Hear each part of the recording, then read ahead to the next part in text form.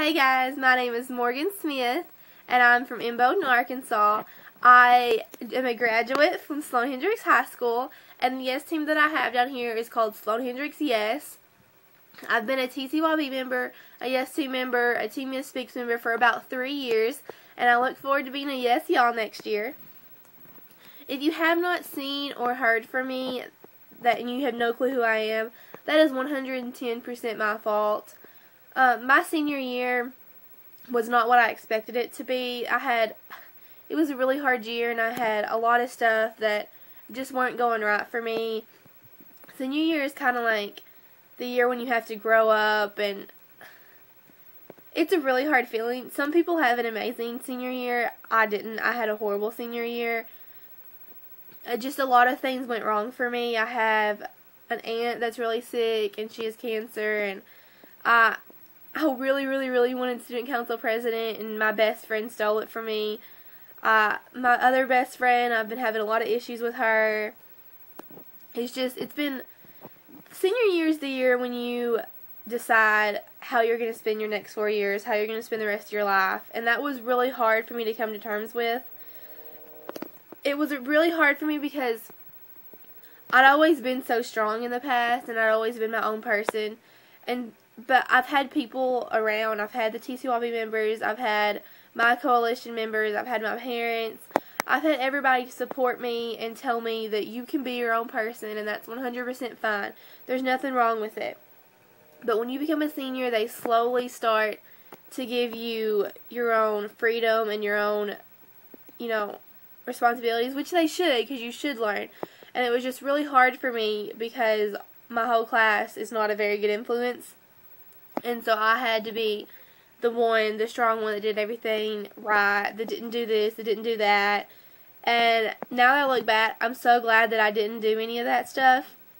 And I'm so glad that I came out of high school without, saying that I went to parties, or I smoked, or I did this, or I did that.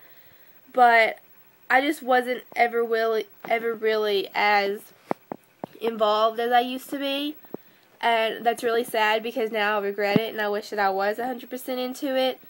But it got to the point where all these things were going wrong that I was kind of embarrassed because, my best friend stole the presidency from me, and then after that, nobody in high school took me seriously. Nobody would let me help out with Red Ribbon Week. Nobody would help me do this or do that. All of the teachers took all of my GLAD stuff away from me. It sounds really bad, and like I should have rebelled against it.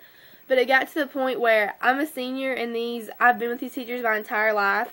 And if these teachers are going to go behind my back and do everything that I've worked my hardest for my whole entire high school career, if they're going to take that away from me and give it to my best friend, who is now my ex-best friend, then I didn't want to deal with it. I was so tired of having all these teachers do me this way. Sorry, can't talk.